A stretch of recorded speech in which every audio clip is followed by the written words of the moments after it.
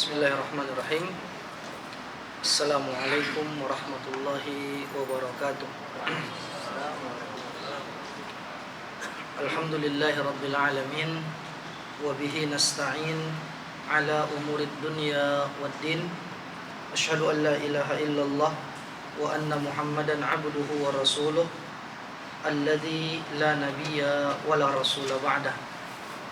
Ikhwa fiddin, arsyadani Allah wa iyyakum jami'an. Kita senantiasa berdoa kepada Allah, Allahumma inna nas'aluka ilman nafi'ah. Ya Allah, berikanlah kepada kami ilmu yang bermanfaat, wa rizqan thayyiba wa amalan mutaqabbala, dan semoga Allah karuniakan kepada kita rezeki yang baik-baik dan amalan yang diterima di sisi Allah Subhanahu wa taala. Ya Allahumma inni a'udzubika min ilmin la yanfa' wa min qalbin la yakhsha' wa min du'ain la yusma' wa min nafsin la tashba'. Dan kita berlindung kepada Allah Subhanahu wa taala dari ilmu yang tidak bermanfaat, dari doa-doa yang tidak diijabah, dari hawa nafsu yang tidak pernah merasa puas, wal'iyadzubillah, dan dari hati yang tidak memiliki kekhusyukan. Para jamaah yang kami cintai karena Allah Subhanahu wa taala, kita masih dalam bab sabar, ya. Dan ini hadis yang paling panjang di bab sabar ini, dari Suhaib, wa an Suhaibin radhiyallahu an, bahwa Rasulullah sallallahu alaihi wasallam bersabda, kana malikun fi man kana qablakum wa kana lahu sahir. Dahulu ada seorang raja di zaman sebelum kalian, dan dia memiliki orang terdekatnya seorang penyihir. Ketika penyihir itu sudah lanjut usia, falamma kabira qala lil malik inni qad kabirtu fab'ath ilayya ghulaman u'allimuhu sihir. Saya sudah lanjut usia, maka utuslah kepadaku seorang pemuda yang akan aku turunkan kepadanya ilmu sihir ini. Fab'atha ilayhi ghulaman yu'allimuhu wa kana fi tariqihi idza salaka rahibun faqa'ada ilayhi wa sami'a kalama fa'ajaba, ya. Dan diutuslah seorang pemuda kepada penyihir ini. Sementara di perjalanan si pemuda mau berangkat ke tempat si penyihir, dia bertemu dengan seorang rahib ahli ibadah, ya. Maka dia duduk di majelis si rahib ini, ahli ibadah ini, dan dia merasa takjub dengan ucapan-ucapannya.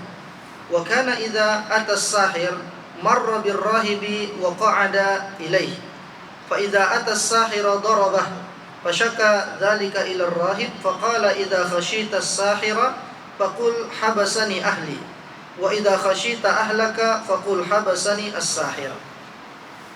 Setiap kali dia bertemu dengan penyihir ini, ketika dia terlambat, dia dipukul sama penyihir itu. Maka dia adukan perkara itu kepada seorang rahib tadi. Maka rahib memberikan saran, apabila penyihir itu mengeluh tentangmu, katakan bahwa keluargaku menahanku karena terlambat.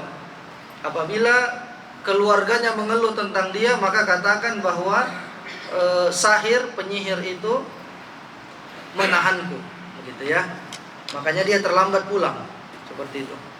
Fa bainama huwa ala dzalik id ata ala dabbatin 'azimatin qad habasatin nas faqala al-yawma a'lam as-sahiru afdalu amir rahib afdal fa akhadha hajaran faqala Allahumma in kana amru ar-rahibi ahabba ilayka min amri as-sahir faqtul hadhihi ad-dabbah hatta yamdiya an-nas faramaha faqatalaha wa madha an-nasu fa ata ar-rahiba fa akhbara faqala lahu ar-rahib ay bunay antal yawma afdalu minni qad balagha min amrika ma ara wa innaka satubtala fa in ibtulita fala tadulla alayya wa kana al-ghulamu yubri'ul akmaha wal abrasa wa yudawi an-nasa min sa'iri al-adwa. Nah, lalu disebutkan dalam satu perjalanan, ya, maka dia tertahan oleh binatang yang besar. Di terjemahan itu apa dibuatnya nama binatang itu? Tidak disebutkan nama jenisnya, ya. Jadi ketika dia jalan nih, di tengah jalan terhalang oleh binatang yang besar, si pemuda ini. Lalu dia bilang, hari ini aku akan buktikan mana yang lebih afdol, penyihirkah atau seorang rahibkah? Begitu kan? Lalu dia berdoa, Allahumma in kana amrur rahibi ahabba ilaika min amris sahir. Ya Allah, jika seandainya si rahib ini lebih engkau sukai, lebih afdol daripada si penyihir, maka bunuhlah binatang besar ini sehingga orang-orang bisa lewat. Akhirnya dia lemparlah batu itu tadi. Kemudian singkat cerita, tewaslah binatang yang besar tadi. Akhirnya manusia pun bisa lewat di jalan tersebut. Sehingga berita ini tersampaikanlah kepada rahib tadi. Rahib ini ahli ibadah yang di atas jalan yang lurus. Lalu dia bilang, wahai anandaku, engkau pada hari ini lebih afdol dari diriku, dan engkau telah melampaui dari apa yang aku miliki, dan engkau suatu saat akan mendapatkan ujian. Apabila engkau mendapatkan ujian, jangan sebut tentang identitas diriku, ya. Dan pemuda ini tadi akhirnya dia bisa mengobati orang-orang yang buta, orang-orang yang bisu, orang-orang yang memiliki penyakit-penyakit, ya, dengan beberapa jenis pengobatan. Fasami ajalisun lil maliki kana qad ami fa'atahu bihadaya katsiratin faqal ma hahuna laka ajma' in anta syafaitani faqala inni la ashfi ahadan innama yashfi Allahu ta'ala fa in amanta billahi ta'ala da'awtu Allah fashafaka fa amana billahi ta'ala fashafahu Allah ta'ala. Ada teman daripada raja yang mana dia terkena penyakit buta. Didatangkanlah hadiah-hadiah yang sangat banyak dan dikatakan, seandainya engkau bisa menyembuhkan aku, maka aku akan berikan hadiah ini kepadamu. Kepada pemuda itu dibilang demikian. Lalu si pemuda mengatakan dengan tauhid yang benar, sesungguhnya aku tidak bisa menyembuhkan siapapun, karena yang menyembuhkan adalah Allah Subhanahu wa ta'ala. Apabila engkau beriman kepada Allah, aku akan mendoakan agar Allah menyembuhkanmu. Lalu si pasien ini pun akhirnya beriman kepada Allah Ta'ala. Si pemuda mendoakan dan Allah sembuhkan penyakit daripada pasien tadi, yang buta tadi. Fa'atal malik fajalasa ilaihi kama kana yajlis faqala lahul malik man radda alayka basarak qala rabbi qala walaka rabbun ghairi qala rabbi wa rabbuka Allah fa'akhadahu falam yazal yu'adzibuhu hatta dalla 'alal ghulam faji'a bil ghulam. Ya. Jadi ini tadi teman raja ini tadi, ya. Dia kembali ke kerajaan dan raja melihat bahwa si fulan ini sudah bisa melihat, tidak buta lagi dia. Lalu raja bertanya, siapa yang mengobati matamu tersebut? Dia bilang, Rabbi, Tuhanku. Apakah engkau memiliki Tuhan selain aku? Karena si raja ini yang zalim ini mengaku dirinya sebagai Tuhan, meminta rakyatnya agar menyembah dia. Sama seperti kasus Ashabul Ukhdud. Ya, dia juga mengaku dirinya sebagai Tuhan, meminta agar orang-orang menyembah dia. Ketika orang tidak mau, ya, lebih dari 300.000 manusia yang dia masukkan ke dalam parit, lalu dia nyalakan api dan dia bakar di situ orang-orang yang tidak mau menyembahnya, Pak. Makanya dikatakan qutila ashabul ukhdud an-nari dzatil waqud idhum 'alaiha qu'ud. Ketika mereka terduduk matinya. Waliyadzubillah. Nah, ini juga semisal itu, raja itu mempertuhankan diri. Lalu akhirnya ditangkaplah si pemuda ini, si pasien ini, dan diminta agar ditunjukkan tempat pemuda tadi. Faji'a bil ghulam, faqala lahul malik ay bunay, qad balagha min sihrika ma tubri'ul akmaha wal abras wa taf'alu wa taf'al. Faqala inni la ashfi ahadan, innama yashfi Allah ta'ala. Fa akhadahu falam yazal yu'adzibuhu hatta dalla 'ala ar-rahib.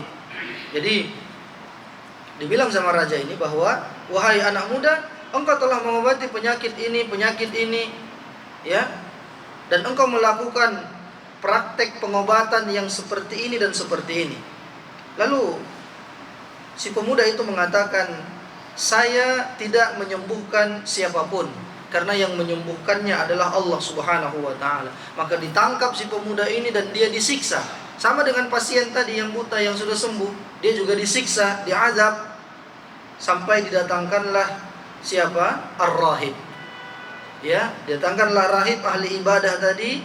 Faji'a bir-rahib faqila lahu irji' an dinik fa aba fada'a bil minshar fa wudi'a al minsharu fi mafraqi ra'sih fashaqqahu hatta waqa'a shiqqah thumma ji'a bi jalisil malik faqila lahu irji' ala an dinik fa aba fa wudi'a al minsharu fi mafraqi ra'sih fashaqqahu bihi hatta waqa'a shiqqah thumma ji'a bil ghulam. Didatangkan rahib tadi, disuruh, murtadlah engkau dari agama. Dia tidak mau. Setelah itu didatangkanlah gergaji besar, minsyar, diletakkan di antara kedua kepalanya, dipaksa untuk murtad lagi, tapi dia tidak mau, Pak. Akhirnya dibelah dua kepalanya dan terbelah, dan akhirnya meninggallah rahib tadi. Didatangkan lagi pasien yang buta yang sudah sembuh, dipaksa, irji an dinik, keluarlah engkau dari agamamu, murtadlah engkau. Dia tidak mau. Fa'aba. Datangkan lagi gergaji besar, lalu dibelah kepalanya, wal'iyadzubillah. Tapi tetap mereka tidak keluar dari agamanya. Mereka tetap bertauhid kepada Allah Subhanahu wa ta'ala. Dan didatangkan pemuda ini tadi, thumma ji'a bil ghulam faqila lahu irji' an dinik fa'aba fadafa'ahu ila nafarin min ashabihi faqala idhabu bihi ila jabali kada wa kada. Disuruh juga dia murtad, dia enggak mau. Ya, si pemuda ini tidak mau murtad karena raja menganggap dia sebagai Tuhan. Akhirnya dipanggillah khalayak ramai, dibawahlah dia ke sebuah bukit. Fas'adu bihi al-jabal fa idza balagtum zirwatahu fa in raja'a an dinihi wa illa fatrahuhu. Bawa dia ke gunung, naik ke puncak gunung itu, paksa dia untuk murtad.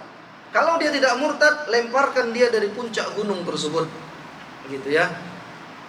Fadafa'ahu ila nafarin min ashabihi faqala idhabu bihi. Ya, akhirnya fadhahabu bihi fasa'idu bihi al-jabal faqala Allahumma kfinihim bima syi'ta farajafa bihimul jabal fasaqatu wa jaa yamshi ila al-malik faqala lahul malik ma fa'ala ashabu. Ini udah di puncak gunung nih, disuruh dia untuk murtad, dia tidak mau. Dia hanya mengucapkan apa, Pak? Allahumma kfinihim bima syi'ta. Ya Allah, cukupkanlah aku dengan pertolonganmu sesuai dengan apa yang Kau kehendaki.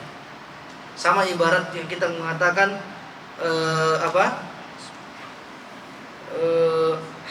hasbiyallah atau hasbunallah wa ni'mal wakil.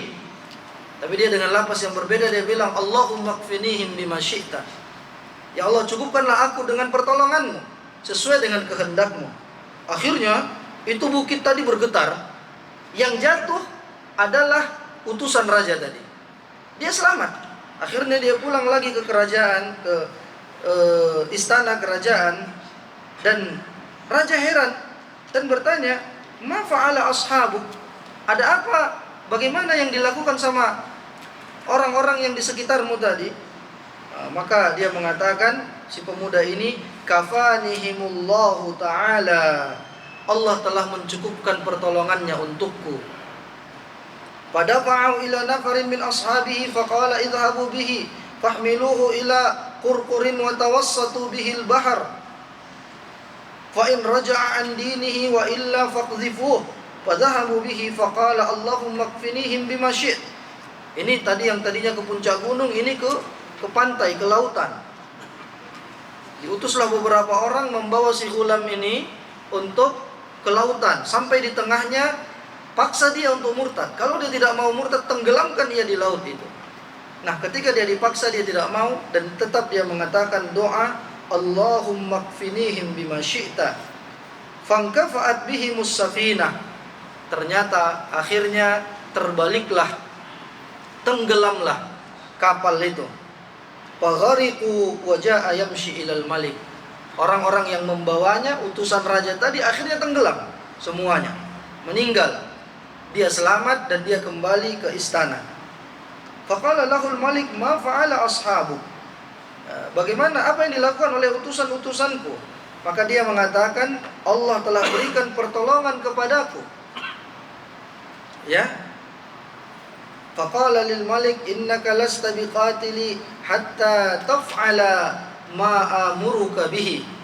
Baru si Ghulam itu tadi mengatakan, engkau tidak akan bisa membunuhku kecuali engkau melakukan patuh kepada apa yang aku perintahkan. Berani dia bilang kepada raja seperti itu. Lalu apa kata raja? Ma huwa?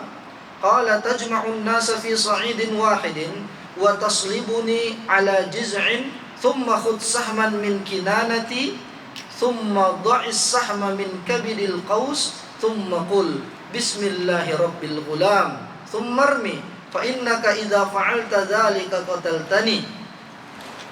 Dia bilang begini, kumpulkanlah manusia dalam jumlah yang besar, kumpulkanlah semua rakyatmu, lalu ikat aku di sebuah pohon, disalib di situ, ya, diikat dia di sebuah pohon itu. Lalu ambillah anak panahku dan busurnya, lalu panahkan itu kepadaku, dan dengan mengucapkan apa? Bismillahi rabbil ghulam, dengan menyebut nama Allah sebagai Rabbnya pemuda ini. Dilakukanlah itu sama seorang raja tadi. Thumma ramahu fawaqa'a as-sahmu fi sudghihi fawada'a yadahu fi sudghihi famat. Singkat cerita, dipanah sama raja, dia ucapkan Bismillahi rabbil ghulam, kena pemuda itu. Singkat ceritanya, dia pun akhirnya meninggal. Lalu faqala an-nas, apa yang dikatakan sama manusia ketika rakyat yang banyak tadi menonton, menyaksikan itu? Mereka katakan, amanna bi rabbil ghulam, kami beriman terhadap Tuhannya si pemuda ini.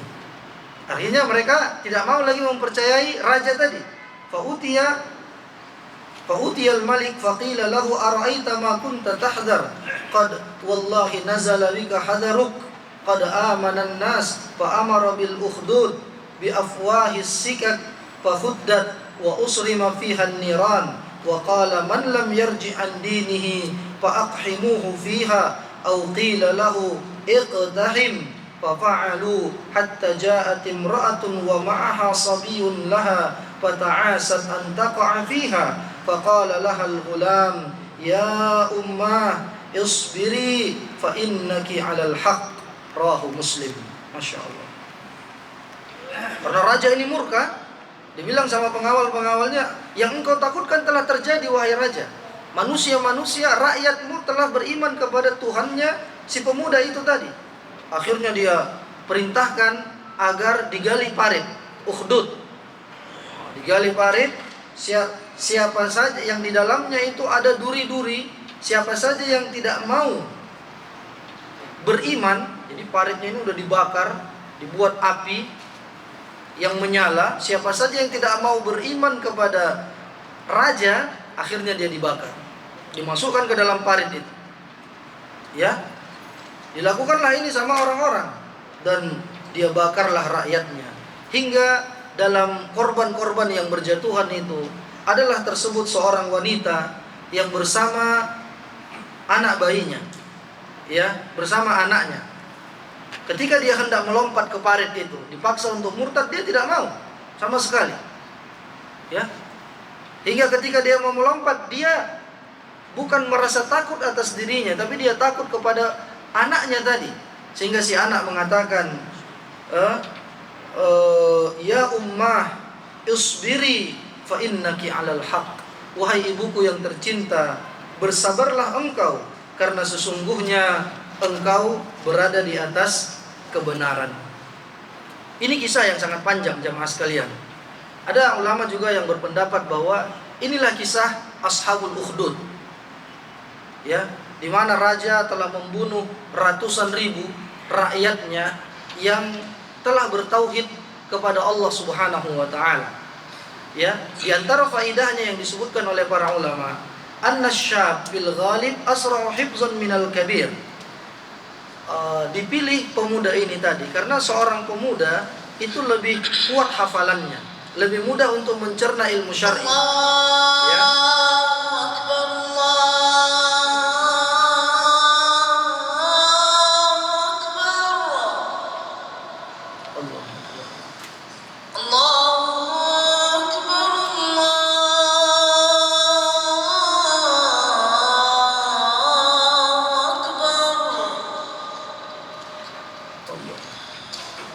أشهد أن لا إله إلا الله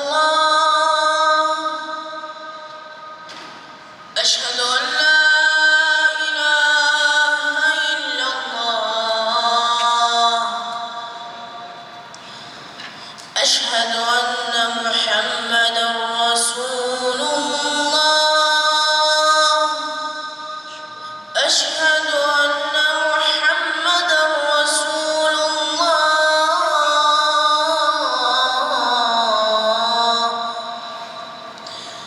حي على الصلاة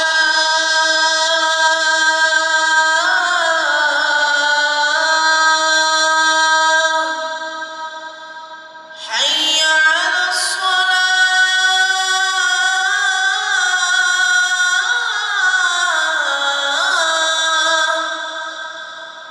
حي على الفلاح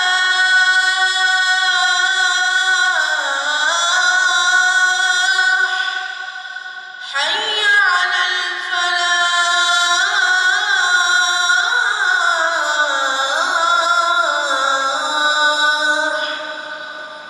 الله أكبر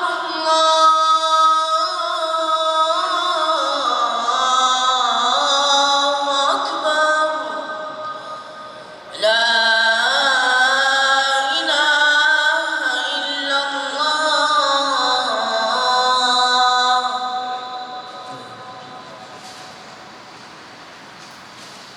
Ikhwah fiddin azani Allah wa iyyakum. Di antara pelajaran dan faidah yang bisa kita ambil dari hadis yang panjang ini, quwwatu imani hadzal gulam. Kuatnya iman pemuda ini. Ya. Ini di antaranya wa annahu lam yatazahzah an imanihi wa lam yatahawwal. Dengan berbagai ujian yang menimpanya, tidak gentar dan tidak merasa takut dan dia tidak murtad dari agamanya. Dan juga di sini juga merupakan tanda kebesaran Allah Subhanahu wa taala bahwa sebagian manusia diberikan karomah oleh Allah Subhanahu wa taala. Ya. Dan juga di antara faidahnya annallaha azza wa jalla yujibu da'watal muttarri idza da'ah. Fa idza da'a al-insanu rabbahu fi halin daruratin muqinan annallaha yujibuhu fa innallaha ta'ala yujibu. Bahwa sesungguhnya Allah Subhanahu wa taala mengabulkan doa orang-orang yang meminta kepadanya, apalagi dalam kondisi darurat. Ya, ketika seorang manusia dalam kondisi yang darurat, dalam kondisi kritis, dia berdoa kepada Allah dengan benar-benar yakin. Benar-benar yakin, dia menangis, dia merengek kepada Allah Subhanahu wa taala, ya, maka Allah Subhanahu wa taala akan mengabulkan doanya. Bahkan ketika seorang yang kafir meminta kepada Allah dalam kondisi darurat, bisa jadi Allah kabulkan doa mereka.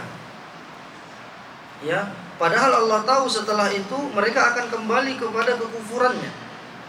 Lihatlah ketika mereka mendapatkan bencana, kemana mereka larinya? Mereka lari ke masjid-masjid. Mereka berdoa meminta juga kepada Allah Subhanahu wa taala. Ya. Ketika mereka hampir tenggelam di lautan. Mereka berdoa meminta kepada Allah Subhanahu wa taala karena ini sebenarnya fitrah manusia. Tapi setelah itu falamma najjahum ilal barri, ketika mereka sudah diselamatkan sampai ke daratan, akhirnya mereka pun berbuat syirik kembali, waliyadzubillah. Kemudian pelajaran yang berikutnya, sesungguhnya manusia boleh mengorbankan dirinya untuk maslahat kaum muslimin yang banyak, maslahat masyarakat yang banyak. Sebagaimana kondisi si pemuda ini, dia mengorbankan dirinya untuk agar orang-orang bertauhid, begitu ya, agar orang-orang mentauhidkan Allah Subhanahu wa taala. Dikatakan sama Syekhul Islam, li'anna hadza jihadun fi sabilillah, amanat ummatun wa huwa lam yaftaqid syai'an li'annahu mata wa sayamutu in ajilan aw ajilan. Ini merupakan jihad fisabilillah, di mana masyarakat berbondong-bondong masuk Islam, sementara si fulan ini tidak kehilangan apapun sedikit pun. Ya, kenapa? Karena kalau masalah kematian, kita semua akan meninggal. Tinggal waktunya saja. Apakah dalam waktu dekat atau dalam waktu lambat? Begitu. Jadi ini pengorbanan yang dilakukan oleh seorang pemuda itu tadi. Namun yang dikritisi sama Syekh Shalih Al-Utsaimin, di antara perkara yang tidak dibenarkan dalam syariat adalah bom bunuh diri. Dan itu tidak dibenarkan dalam syariat. Karena itu perkara yang bertentangan dan hukumnya haram. Dikatakan dalam sebuah hadis, man qatala nafsahu bi syai'in minad dunya udziba bihi yaumal qiyamah. Ya, siapa yang membunuh dirinya dengan menggunakan benda yang ada di dunia ini, dia akan disiksa dengan benda itu nanti pada hari kiamat. Jadi tidak bisa dikiaskan dengan perbuatan si pemuda itu yang sudah jelas maslahatnya, gitu ya. Dan tentunya dia melakukan itu atas ilham dari Allah Subhanahu wa taala. Ya, karena dia adalah seorang yang doanya mustajab, kemudian Allah berikan karomah kepadanya untuk bisa mengobati beberapa penyakit-penyakit, gitu ya. Dan di antara fawaidnya jamaah sekalian, benarlah bahwa umat-umat sebelum kita itu ujiannya lebih berat dibandingkan kita. Makanya ada waktu itu, di awal-awal para sahabat itu masuk Islam, rata-rata yang masuk Islam kan orang-orang yang ekonominya lemah. Lalu mereka mengadulah kepada Nabi, ya Rasulullah, kami mendapatkan ujian begini-begini, ada yang menyiksa kami. Lalu Nabi katakan, inna man kana qablakum, sesungguhnya umat-umat sebelum kalian ujiannya itu lebih berat. Ada yang gara-gara dipaksa untuk keluar dari agamanya dia digergaji, seperti yang kita sampaikan tadi kisahnya. Luar biasa itu, Pak. Berat itu ujiannya. Ya, dia digergaji, dibunuh, dan dia meninggal. Hanya untuk mempertahankan akidahnya. Makanya Abu Bakar As-Siddiq mengomentari perlakuan orang-orang jahiliyah yang di Makkah waktu itu. Abu Bakar merasa heran kepada mereka. Kata dia begini, ataqtuluna rajulan qala rabbi Allah. Apakah kalian mau membunuh seorang hanya karena dia mengatakan Rabbku adalah Allah? Maksudnya Nabi Muhammad, kenapa kalian memburunya, mau membunuhnya? Padahal dia hanya mengatakan Rabbi Allah. Makanya disebutkan dalam sebuah hadis yang sahih, inna asyaddan nasi bala'an al-anbiya, thumma al-amthal fal-amthal. Sesungguhnya manusia yang paling berat ujiannya itu adalah para nabi. Setelah itu orang yang mengikuti mereka dan orang yang mengikuti mereka.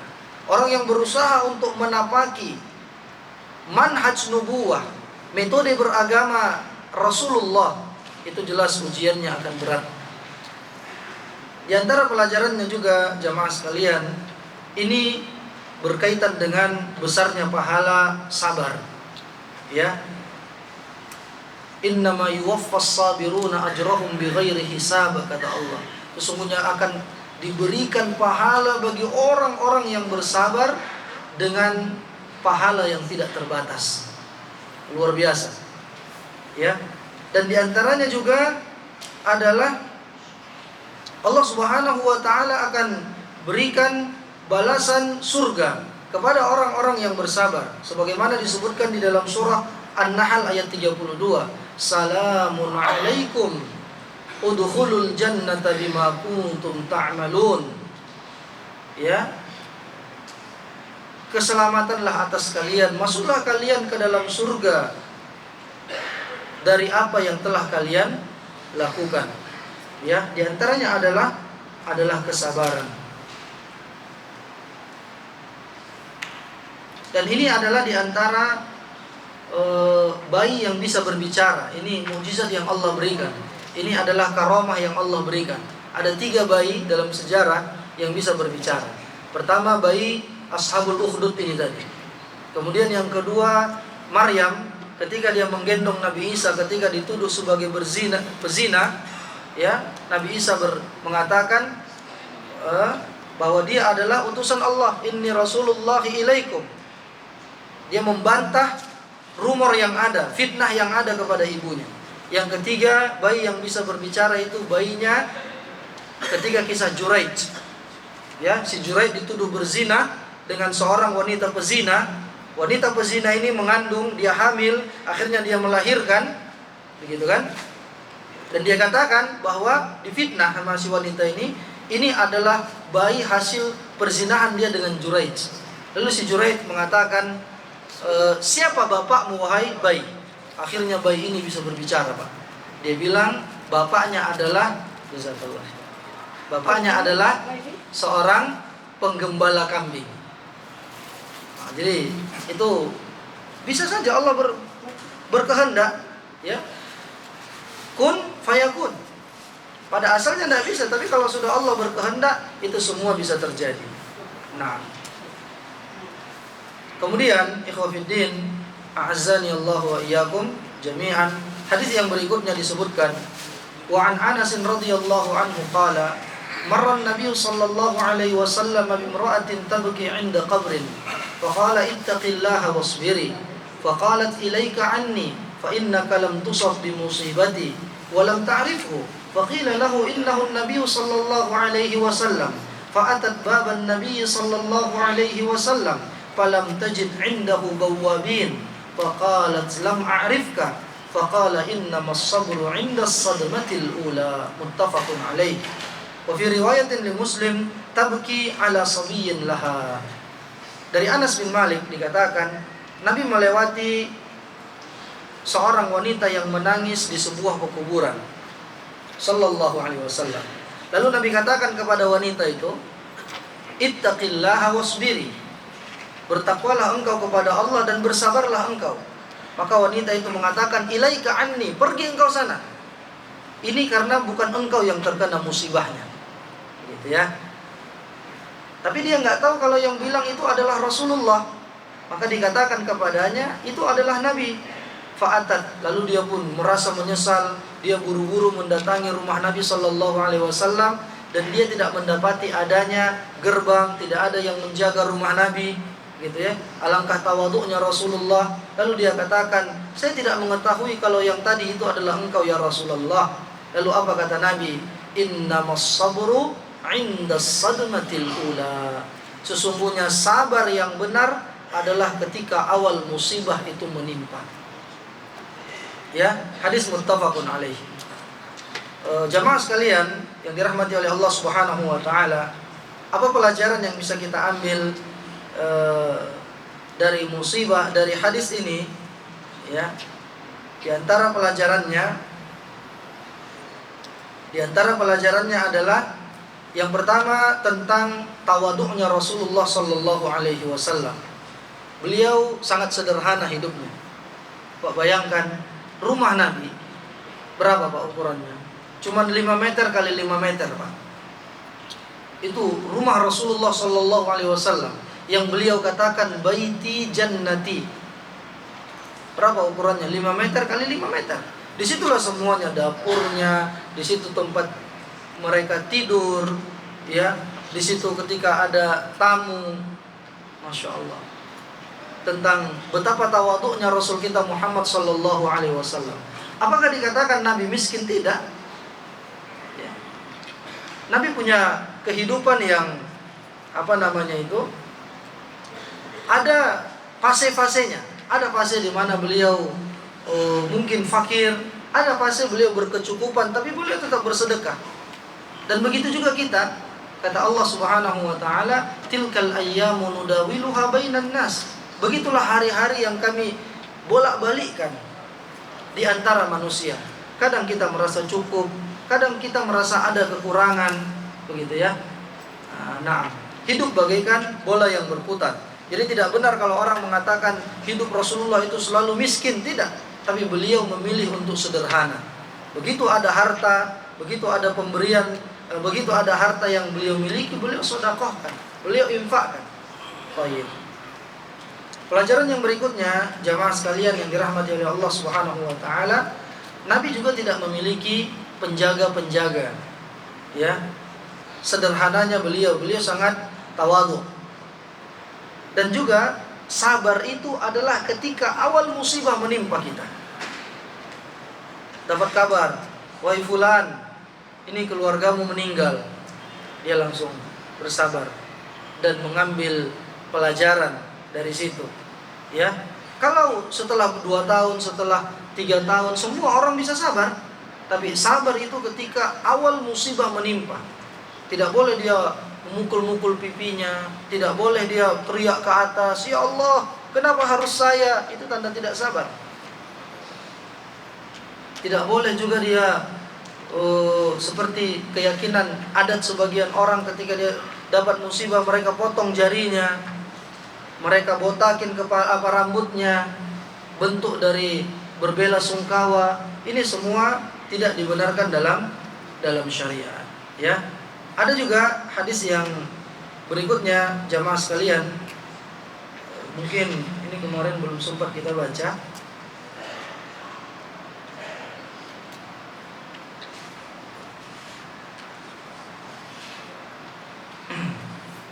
Hadis ini juga menandakan bahwa wanita ini dijelaskan oleh Syekh Muhammad bin Shalih Al-Utsaimin, pada asalnya ya, hukum ziarah kubur bagi seorang wanita itu adalah haram. Dalam sebuah hadis dikatakan la'anallah zairatil kubur. Allah melaknat wanita-wanita yang ziarah kubur. Begitu ya. Jadi hukum asalnya haram, dan ini pendapat mayoritas ulama. Hukum asalnya ziarah kubur bagi wanita itu tidak dibenarkan, diharamkan. Ya. Jadi makanya kita lihat di sini kan perempuan tuh tidak boleh masuk dia. Dia hanya sampai gerbang saja sudah cukup.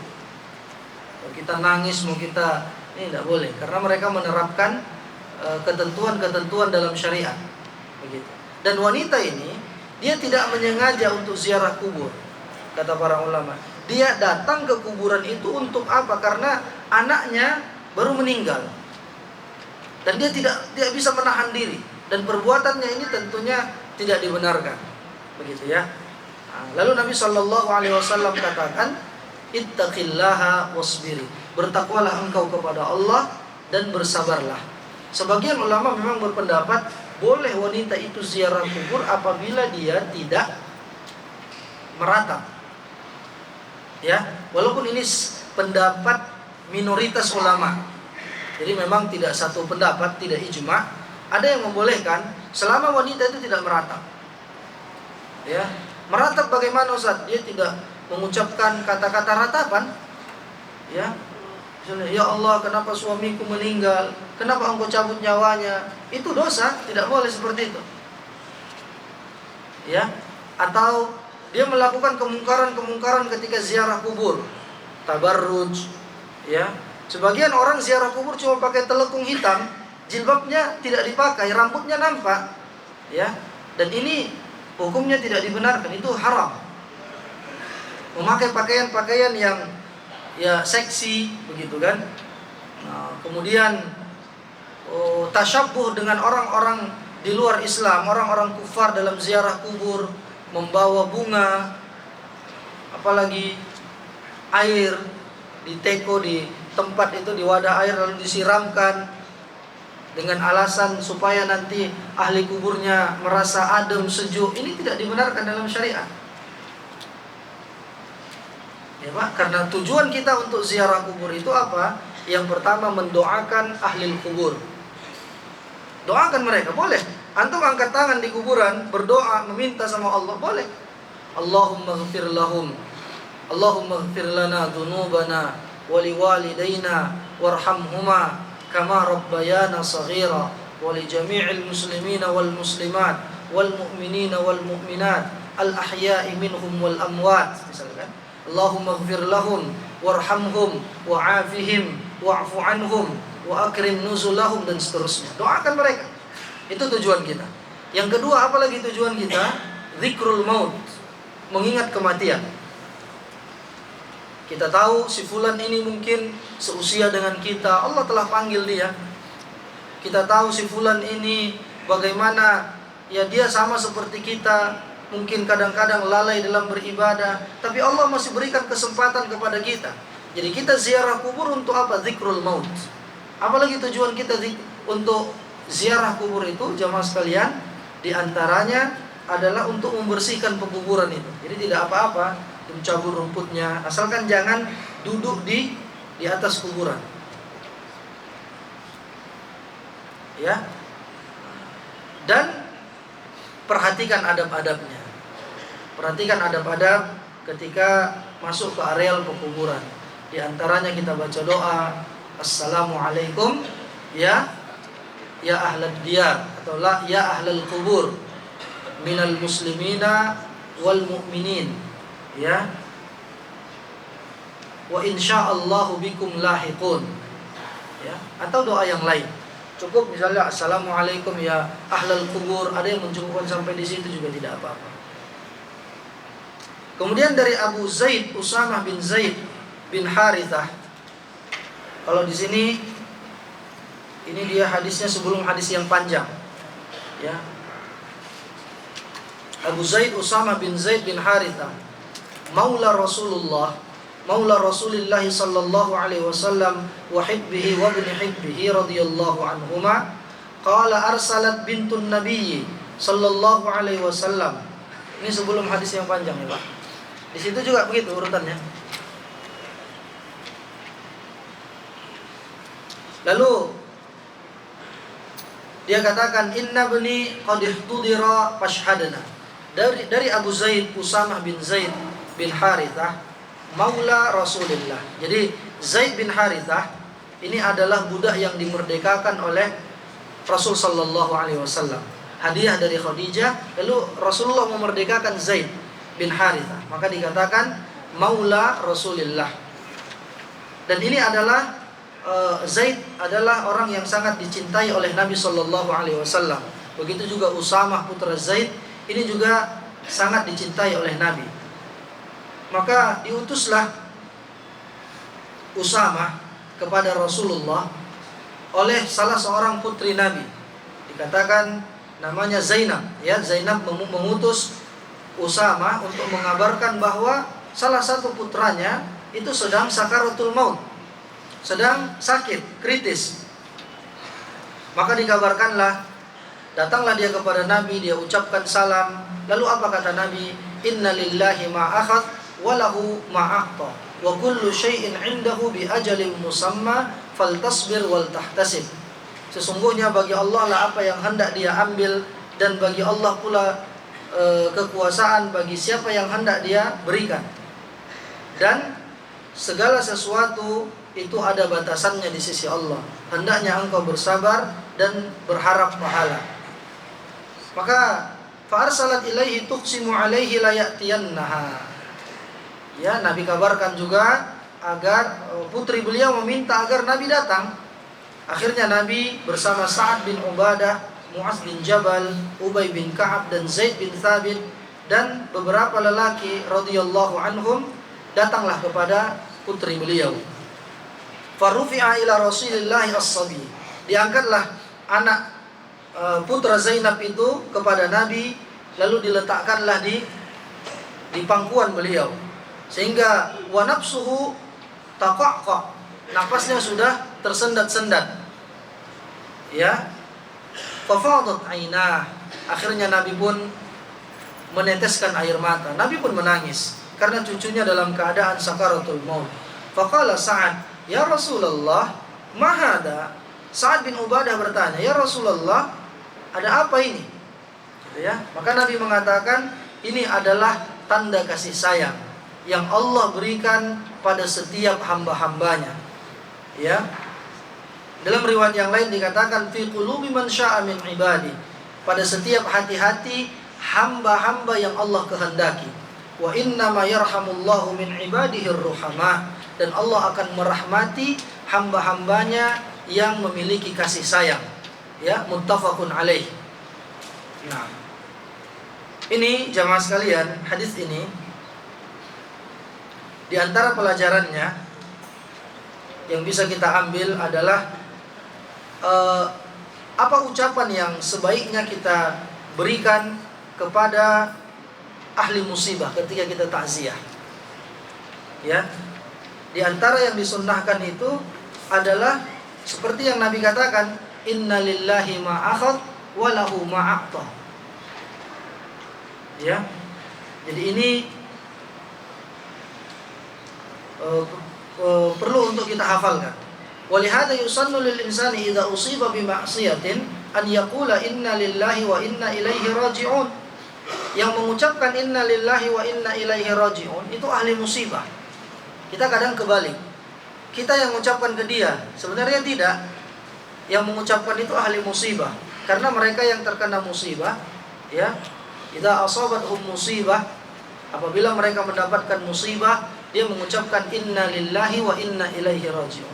Terkecuali memang antum juga ahlul musibah juga, itu keluarga antum, boleh mengucapkan inna lillahi wa inna ilaihi raji'un. Tapi hukum asalnya itu kepada ahli musibah. Kita yang bertakziah tidak perlu kita bilang inna lillahi wa inna ilaihi raji'un. Atau bahkan ada yang menyelisihi ketika mendapatkan kabar ada saudaranya, ada orang yang meninggal, apa dia bilang? Al-Fatihah. Mengucapkan Al-Fatihah kepada orang yang terkena musibah itu perkara yang menyelisihi sunnah, dan itu perkara yang bid'ah. Ya, dia tidak mendapatkan pahala apa-apa. Nabi ketika mendengar kabar duka tadi, ya, bahwa cucunya sedang sakaratul maut, Nabi ucapkan apa? Inna lillahi ma akhadh wa lahu ma a'ta. Wa kullu syai'in 'indahu bi ajalin musamma. Ya, dan segala sesuatu di sisi Allah itu ada batasannya. Nah, jadi di antara ucapan yang masyhur juga, a'zamallahu ajraka wa ahsana azaaka wa ghafara limayyitika. Ya, ini ijtihad bagi sebagian ulama. A'zamallahu ajraka, semoga Allah melipat gandakan pahala bagimu. Wa ahsana azaaka, dan semoga semakin baik dan engkau semakin kuat. Semoga takziahnya itu baik, dan semoga Allah mengampuni mayitnya. Gitu ya. Boleh saja diucapkan seperti itu. Atau bahasa kita, saya turut berduka cita, boleh saja. Tapi antum juga harus ingatkan kepada ahli musibah apa? Isbir wahtasib. Bersabarlah engkau dan ambillah pelajaran dari musibah itu. Jadi bagaimana kita ucapkan? Bisa kita misalnya bilang begini, kalau bahasa Arabnya, Pak, isbir wahtasib fa inna lillahi ma akhadh wa lahu ma a'ta wa kullu syai'in 'indahu bi ajalin musamma. Isbir wahtasib, bersabarlah engkau wahai fulan, wahtasib, dan ambillah pelajaran dan berharaplah pahala dari Allah. Karena di antara orang yang mendapatkan musibah, dia hanya sabar, dia tidak ambil pelajaran. Ya, alhamdulillah dia sabar, masya Allah, luar biasa. Dia bersabar, dia tidak menggerutu, tapi dia tidak ambil pelajaran. Dalam artian begini, dia tidak ambil iktibar terhadap dirinya. bahwa umur manusia itu singkat, maka dia harus mengambil ibrah, pelajaran, banyak ibadah. Bahkan yang lebih mirisnya, yang lebih ironinya terkadang, Pak, sanggup mereka di areal pekuburan ketawa ketiwi. Sanggup mereka bercanda ria di sana. Ini fenomena yang sangat ironis sekali. Di tempat, di kuburan yang seharusnya hati kita itu tersentuh, yang seharusnya kita itu zikrul maut, malah mereka bercanda ria, mereka ketawa ketiwi. Waliyadzubillah. Padahal Nabi ketika beliau menguburkan sahabatnya, beliau tunjuk liang lahat itu. Nabi katakan apa? Limithli hadza fa'iddu. Untuk yang seperti ini maka persiapkanlah diri kalian. Ya, liang lahat itu. Maka sunnahnya ketika antum ikut datang datang ke areal pekuburan fardu kifayah, apa sunnahnya? Tengok liang lahat itu, supaya hati kita ini lembut. Ada seseorang yang datang kepada Nabi mengeluhkan tentang kerasnya hati. Ini juga faidah dari ziarah kubur yang lupa tadi kita sebutkan. Apa kata Nabi? Sering-seringlah engkau ziarah kubur. Jadi ketika antum merasa payah mendapatkan kekhusyukan, semangat dalam belajar, sesekali berangkatlah ziarah kubur. Lihat bagaimana orang-orang yang dahulu ambisinya terhadap dunia sangat besar, Allah panggil dia sudah. Bagaimana orang-orang yang siang malam bekerja, mengumpulkan harta, membangun rumah, begitu terbangun rumahnya selesai, setahun berikutnya dia meninggal. Bagaimana orang yang mencari harta, mencari banyak uang untuk menggapai satu jabatan, baru saja dilantik 3 bulan sudah meninggal. Luar biasa. Makanya dikatakan laisa lil mar'i ba'dal mauti yaskunuha illa allati kana qabla al mauti yabniha fa in banaha bi khairin taba maskanuha wa in banaha bi syarrin khaba baniha. Tidak diberikan kepada seseorang rumahnya nanti di surga kecuali apa yang dia bangun di dunia ini. Kalau dia bangun dengan kebaikan, amal saleh, sedekah, apalagi salat, maka beruntunglah orang yang membangun seperti ini. Wa in banaha bi syarrin khaba baniha. Kalau dia bangun dengan keburukan, maksiat, maka celakalah orang yang membangun seperti itu. Kadang kita lihat, Pak, luar biasa ya. Jadi ini faidah di antara fawaid daripada ziarah kubur, untuk melembutkan hati kita, untuk memotivasi kita dalam beribadah. Nah, jadi apa yang kita ucapkan, saya ulangi, isbir wahtasib. Bersabarlah dan berharaplah pahala kepada Allah. Isbir wahtasib, inna lillahi ma akhadh wa lahu ma a'ta. Wa kullu syai'in indahu bi ajalin musamma. Atau kita cukupkan sampai isbir wahtasib fa inna lillahi ma akhadh wa lahu ma a'ta. Bisa saja. Ya, itu yang kita ucapkan. Kalau dia nggak paham, sampaikan artinya. Isbir wahtasib, sabar ya Pak, semoga antum dapat pahala yang banyak atas musibah ini. Dengan bahasa Indonesia tidak apa-apa. Sabar Pak, semoga antum dapat pahala yang banyak, atau semoga antum dapat mengambil pelajaran, semoga kita dapat mengambil pelajaran dari musibah ini. Semua kita dari Allah dan akan kembali kepada Allah. Ya. Allah berkuasa, siapa saja yang mau dia ambil, siapa saja yang mau dia berikan, ya. Karena mengenai ajal, idza jaa ajaluhum la yastakhiruna sa'atan wa la yastaqdimun. Kalau sudah tiba ajalnya, ajal mereka tidak bisa dipercepat 1 menit, 1 detik, dan tidak bisa juga ditunda walau hanya 1 detik, ya. Dan pelajarannya juga jamaah sekalian, bahwa ketika seorang mendapatkan musibah, tidak selayaknya dia mengadakan pesta-pesta, memasak-masakan, ya, ahli musibahnya. Dan tidak boleh kita berkumpul-kumpul, makan-makan bareng, ini menyelisih syariat.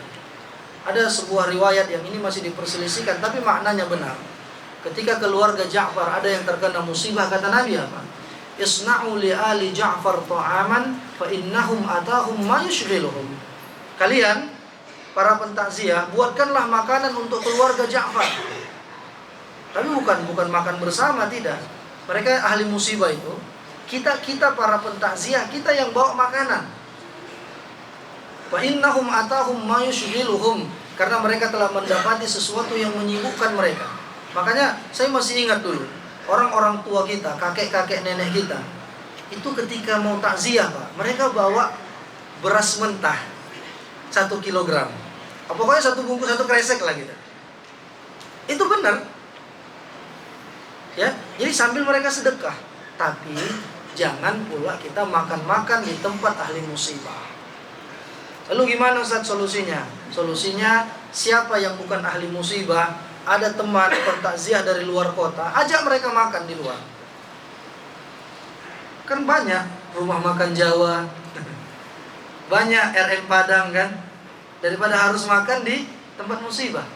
Jadi solusinya biasanya seperti itu. Kita bukan ahli musibah nih, misal nih, Bapak datang bertakziah ke Medan. Anda bukan ahli musibah, tapi Anda tetangga dari ahli musibah. Maka saya ajak orang Bapak itu datang ke mana? Ke rumah makan. Yang penting jangan BPK kan? Yang tahu, yang ngerti ya. Itu haram, nggak boleh ya kan? Yang halal, bawa ke rumah makan Minang misalnya kan? Kalau itu boleh, yang penting kita makannya bukan di tempat musibah, ahli musibah. Dan sunnahnya kita yang bertakziah, kita yang nyumbang, ngasih makanan. Tapi kalau menyumbang ini 50-50. Kadang-kadang uangnya itu digunakan untuk tahlilan. 1, 2, 3, hari ke-7, hari ke-40, waliyadzubillah. Ya, kalau khawatir seperti itu, maka baiknya kasih dalam bentuk makanan, berikan kepada ahli musibah. Yang terakhir juga, biasanya nggak tahu nih di tempat Bapak bagaimana ya. Kalau di tempat kita itu habis nih udah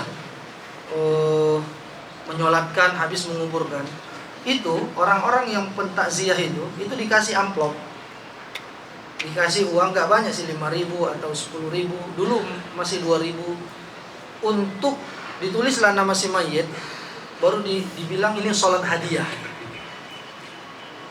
Jadi si mayit itu mungkin pernah lalai sholat wajibnya, jadi berapa misalnya pentakziah ada 50 orang diamplopin, baru nanti maghrib dia sholat di rumahnya, sholat hadiah untuk si mayit.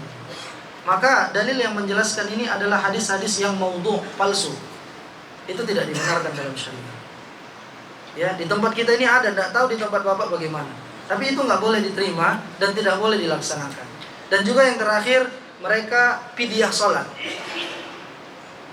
Jadi dihitunglah si mayit ini mungkin 1 tahun tidak sholat, dalam usianya 60 tahun. Maka dibuatlah itu berarti sekitar berapa misalnya, sekitar 100 kg beras. Jadi kalau beras yang buntelan besar tuh ada yang 30 kilo ya.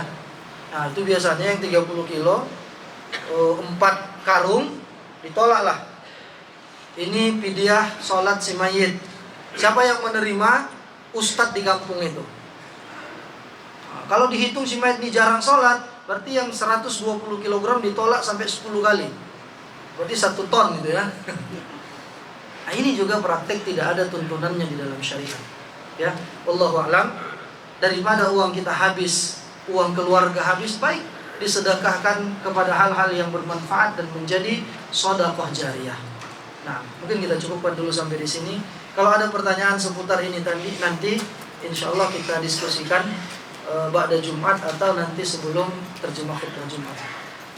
Wa akhiru da'wana alhamdulillahirabbil alamin, subhanakallahumma bihamdik, asyhadu an la ilaha illa anta, astaghfiruka wa atubu ilaik. Wassalamualaikum warahmatullahi wabarakatuh.